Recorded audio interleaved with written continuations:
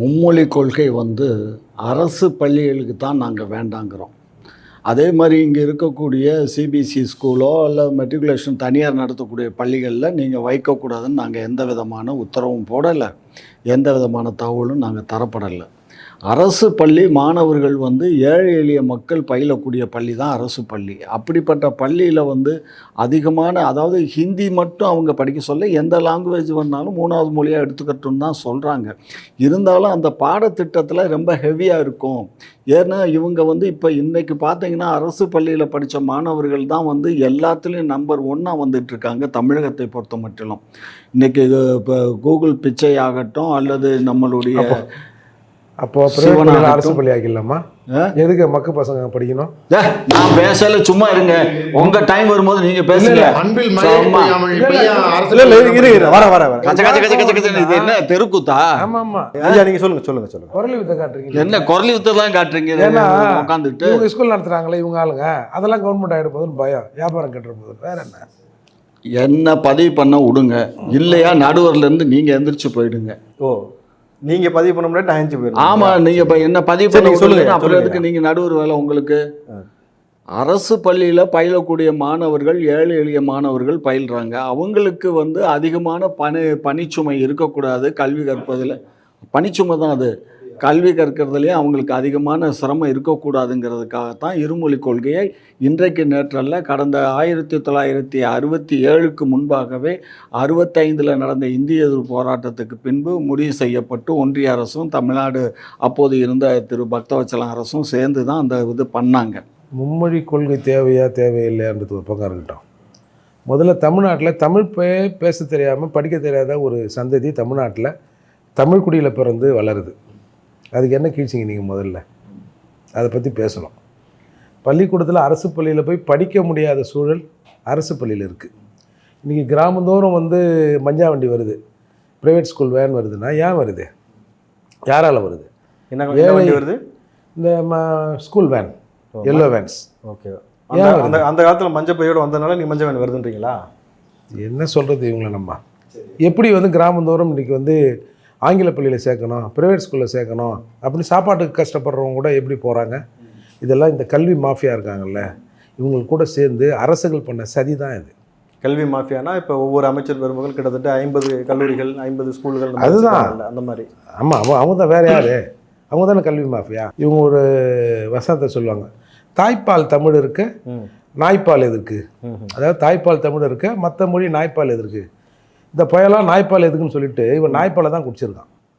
இந்தியில் பேசும்போது அப்படியே நான் வந்து பூரித்து போனேன் அப்படின்னு ஒரு பெரியவர் சொன்னார், பார்த்தீங்களா?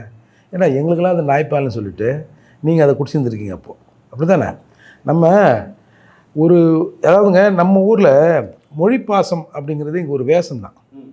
இவங்களுக்கு எப்படி வந்து ஈழத்து அரசியல் வந்து ஒரு கறவை மாடு அரசியலோ, அதை பேசுனா காசு வரும். அந்த போராட்டம் முடிவு பெற்ற பிறகு எப்போ பேசுனா காசு வராதுன்னு அவன் மூடிட்டான், சீமானை தவிர.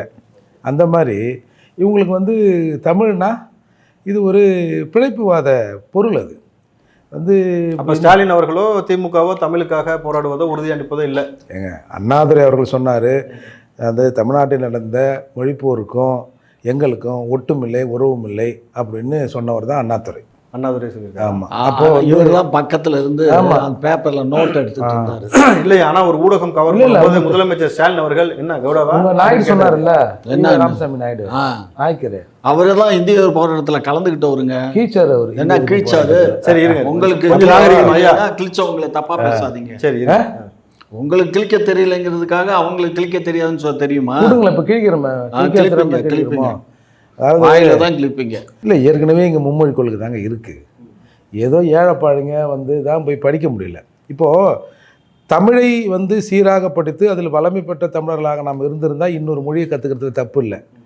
இங்கே தமிழே வந்து தகராறாக இருக்குதே, தமிழையே தகராறாக்கிட்டீங்களே. இதால் தான் நாங்கள் வந்து எப்பா இந்தியை கொஞ்சம் நேரம் தள்ளி வைப்போம்பா, முதல்ல நம்ம பசங்க தமிழை கற்றுக்கிட்டோம்பா, அதுக்கப்புறம் வந்து கனெக்டிங் லாங்குவேஜாக இருக்கிற ஆங்கிலத்தை கற்றுக்கிட்டோம், அப்புறம் இன்னொரு மொழியை கற்றுலாம். எங்கள் மொழிக்கும் அறிவுக்கும் சம்மந்தம் இல்லைங்க. மொழிங்கிறது ஒரு கூடுதல் திறமை, அவ்வளோதான். நம்ம மலையாளம் தெரிஞ்சால் நம்ம கூட ஒரு மலையாளி இருக்கிற மாதிரி அர்த்தம். எங்கன்னா ஒரு கேரளாவுக்கு போனால் நம்மளே பேசிக்கலாம், இல்லை வேறு என்ன. இப்போ ஒரு காலத்தில் சொன்னாங்க வந்து ஆங்கிலம் படித்தா வந்து புலமை வந்துடும், அங்கே போகலாம் வேலை. இல்லை நான் என்ன கேட்குறேன், மும்மொழி கொள்கை நீங்கள் ஏற்றுக்கொள்ளாவிட்டால் நிதி தரமாட்டோம் தமிழ்நாடுக்குன்னு சொல்கிறாங்களே பிஜேபி கவர்மெண்ட், இது சரியான்னு கேட்குறேன். ஏன் 40 பேர் இருக்கிறீங்களா, அங்கே போய் கத்தி வாங்கிடுவாங்க, அதை விட என்ன வேலை உங்களுக்கு? சாதாரண ஒரு போர்டில் வந்து 60% 70% வந்து கர்நாடகாவில் இருக்கணும் அப்படின்னு ஒரு சட்டம் போட்டாங்க. அதுக்கு மேலே அப்ரூவல் தரல. பேசுகிறாங்கல்ல, இந்த மாதிரி பண்ணிங்கன்னா கர்நாடகா தனிநாடு ஆகிடும். எங்கே பேசுகிறாங்க? பார்லிமெண்ட்டில் பேசுகிறாங்க. இவங்களை விட்டோம்னா மூத்திர சந்தையில் பேசுவாங்க ராஜாலாம். நாங்கள் திரும்பியும் வந்து தனி தமிழ்நாடு கோரிக்கை எடுக்க வேண்டியிருக்கோம் அப்படின்னு எங்கன்னா பேசுவாங்களே. போய் பார்லிமெண்ட்டில் பேசுங்க. நிதி தரலன்னு என்ன பண்ண சொல்கிறீங்க? ஜனங்க என்ன பண்ணுவாங்க? எதுக்கு 40 பேர் போங்க, வேறு எதனா பேச தெரியுதில்ல? ஏங்க உங்கள் வந்து உங்கள் நாணயம் வெளியிடுறதுக்கு ராஜ்நாத் சிங் கிட்ட பேசி கீசி நைஸாக கூட்டம் அறுத்துறது இல்லை. கலைஞர் அவர்களின் சிலையை திறப்பதற்கு தெலுங்குலேயே பேசி நாயுடுவை கூப்பிட்டு வரீங்கல்ல. இந்த மாதிரி ஏதாவது பண்ணுங்க. ஒரு அதாவது ஒரு அக்கரன்ஸ் நடக்கிறதுக்கு முன்னாடி வந்து அரெஸ்ட் பண்ணி அவங்கள கொண்டு போய் உள்ள அடைக்க இருக்குன்னு சொல்லி அக்கரன்ஸ் நடந்தா தான் அது குற்றவாளி. அக்கரன்ஸ் நடக்காத போது குற்றவாளி இல்ல. அவர் அதை அறிவிச்சாருன்னா அது குற்றவாளி. அறிவிக்காத போது என்னதுக்கு அப்படியே அறிவிச்சாலும் கூட அது உண்மையா இருந்துச்சு, நேர்மையா இருந்துச்சுன்னா அது கூட தேவையில்லை. அவர் மேல வழக்கு போட வேண்டிய அவசியமே இல்லை. இது உண்மையா இருந்தா நாட்டோடைய பாதுகாப்பு சம்பந்தம். நாளைக்கு இதே போல அண்ணாமலை அவர்கள் காவல்துறை பேசுறது, உளவுத்துறை பேசுறது, நாளைக்கு ராணுவம் பேசுறது எடுத்தாருனாக்கா இது வந்து மிகப்பெரிய தேசத்துக்கு அவங்க கட்சிக்கு தெரியணும். யாருக்கு? ஒன்றியத்தை ஆண்டு நீங்க என்ன பண்ணிட்டீங்க தமிழ்நாட்டுல? திமுக ஏன் வழக்கு போட பயப்படுறீங்க? அண்ணாமலை ஏன் பயம் உங்களுக்கு? வெளியிடாம தமிழ்நாட்டுல நாங்க வழக்கு போட மாட்டோம். அவருக்கு ஆண்மை இருந்தா, ஆண் மகனா இருந்தா, உண்மையிலேயே IPS அதிகாரியா இருந்தா வெளியிட சொல்லுங்க. சொல்லுங்க, வெளியிட அடுத்த நிமிஷம் உண்மை இல்ல அப்படின்னா அரெஸ்ட் பண்ணுவோம். உண்மை இருந்தா போயிட்டு விட்டுருவோம். இப்ப அண்ணாமலை ஆம்பளையா இல்லன்னு தெரிஞ்சு என்ன பண்ண போறீங்க? பொண்ணு கொடுக்க போறீங்களா? அண்ணாமலைக்கு பொண்ணு கட்டி கொடுக்க போறோம், கூட்டி கொடுக்க போறீங்க. என்ன பேச்சு இது? என்ன பேச்சு இது? நான் பேசுனா உங்களுக்கு என்ன வலிக்குது? அண்ணாமலை பேண்ட் அவுட் பாருங்க. நான் பேசுனா உங்களுக்கே வலிக்குது. இல்ல நீங்க பேசுறது எப்படி இருக்கு? பேசுறது எப்படி இருக்கு? நீங்க அண்ணாமலைக்கு நீங்க பீட்டிமா சொல்றாருல, ஆடியோ வெளியிட்டா தான் கைது பண்ணணும்னு. 30,000 கோடி ஆடியோ வந்தது இல்ல? வந்தது, வெளியே வந்தது, எல்லாம் போச்சு. இவங்க அது கேஸும் கொடுக்கல. ஒரு ஆள் சொல்கிறாரு, யோ அந்த ஆடியோவை நான் தான் வெளியிட்டேன். ஆடியோ வந்து யாரோ வெளியிட்டாங்கன்னு கூட இல்லை, நான் தான் வெளியிட்டேன். பின்னான்ற போடு என் மேலன்றாங்கல்ல. அந்த சவுக்கு சங்கர் மீது 1000 வழக்கு போடப்பட்டது. இந்த மாதிரி ஒரு அவதூறாக ஒரு ஆடியோவை இந்த ஆள் வெளியிட்டாரு, அப்படி ஏன் நீங்கள் வழக்கு போடல? என்கிட்ட இருக்கு, முடிஞ்ச வழக்கு போடுங்கன்னு சொல்லிட்டாரு. நான் தான் வெளியிட்டேன்ட்டாரு. நான் தான் ட்விட்டரில் வெளியிட்டேன். பின்னான்ற போட வேண்டியதானே? எங்கே போனீங்க யோகியெல்லாம்ப்பா? இப்போ அக்கா கூட சொன்னாங்க 11 வருஷமாக நாட்டை வந்து மோடி சீரழிக்கிறாருன்னு. என்ன சீட்டு குலுக்கி போட்டால் மோடி வந்து பிரைம் மினிஸ்டர் ஆனார்? சொல்லுங்கள். ராகுல் காந்தி, நம்ம ஸ்டாலின், இல்லை ஸ்டாலின் தான் ராகுல் காந்தி கூட இருக்கார். ராகுல் காந்தி, மோடி 2 பேரும் சீட்டு குலுக்கி ஒரு குழந்தைய கூப்பிட்டு, ஏப்பா ஏற்றா தங்கம், அப்படியே வந்தார். இல்ல அவங்க சொல்றது அர்த்தம் என்னன்னா வளர்ச்சிக்கான திட்டத்தை கொண்டு வந்திருக்காங்க. அதுக்குள்ள போகலங்க. மோடி ஏதோ காக்காத்துக்கு அது போட்டு இல்லைங்க, மக்கள் தான் தேர்ந்தெடுத்தான். நீங்கள் இந்திய அரசியலமைப்பு சட்டத்தை கையில் வச்சுருந்தீங்க.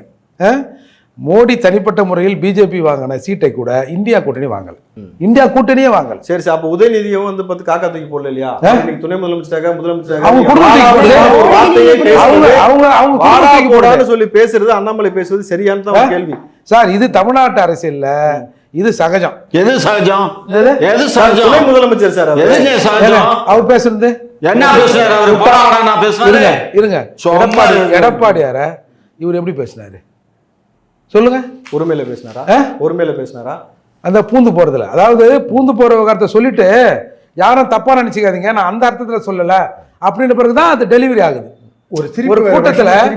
ஒரு கூட்டத்துல ஏன்டா வந்து 11 எம்பிக்கள் வந்து போறீங்க, கூட கனிமொழி ஏன் கூட்டம் போறீங்க, ஏன் அதுக்கு தான் கூட்டம் போவாங்களா அப்படின்னு நாஞ்சில் சம்பத் பேசுறாரு. கூட்டம் ரெஸ்பான்ஸ் பண்ணல. உடனே ஒரு கை செய்கை காட்டி ஏன் அதுக்கு தான் கூட்டம் போவாங்களா? இதுதான் திராவிடரோட லட்சணம்.